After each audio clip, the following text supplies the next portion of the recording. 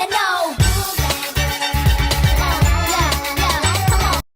Hello you guys, it's Nylajai'ne and welcome back to my YouTube channel. Today, as you guys can see by the video, I'm going to be showing you guys how to do these tribal miracle knots. It's honestly not that different from the regular kind, but if you haven't done them before, it might just be good to watch a tutorial to see if you have to install everything the same way or differently. So that's what I'm here to do today for you guys. Today's hair that we'll be using is QVR's Burmese curly hair. I used, I think, 2 packs of these. I had like 4 total and I used 2. All the details about the length, the hair texture and everything like that will be down in the description box below, so make sure you guys go check that out.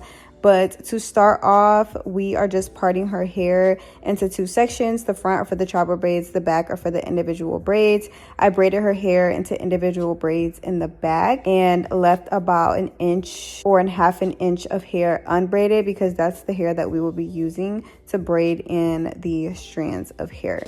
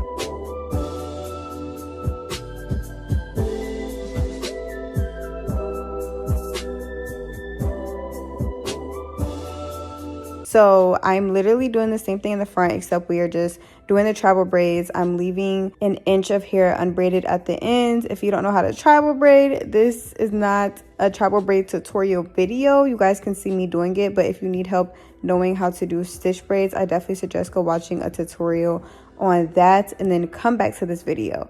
But in terms of installation, everything, it is going to be the same. So I just went ahead and did some tribal braids in the front and had all of her hair prep before we installed the crochet pieces. So this is the hair up close, you guys. It is extremely soft and already really defined. So if you do want a fluffy look, you do have to go in and run your fingers through the hair just to give it that fluffiness, and you guys will see throughout the video what I mean.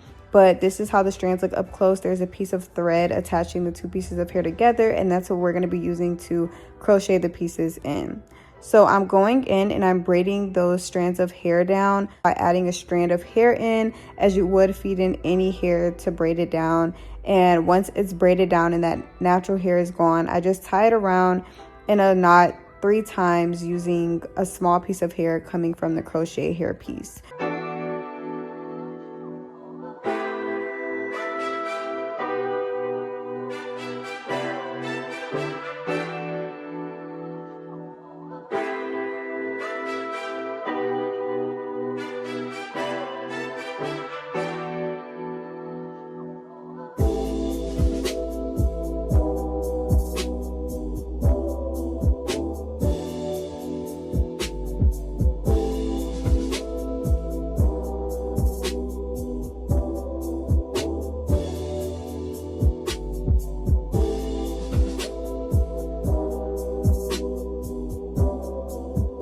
After that, I crochet in 2 additional strands of hair onto the braids. So there are 3 strands total on each braid, including the strand that I use to braid it down with. Now, if you want it fuller or less full, then you would add more strands or add 2 strands, or however which way you would want to do it. But I ended up crocheting in 2 extra pieces, and I only looped that in 1 time, and you guys can see how I do that.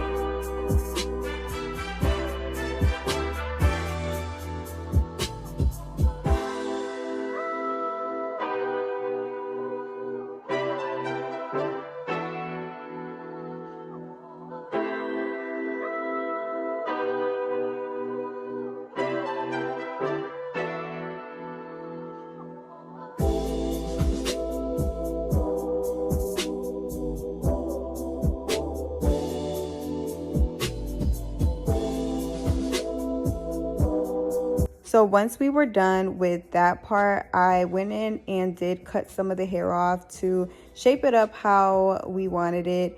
And I went in and sprayed it with some water and added in some mousse to give it that wet and wavy look.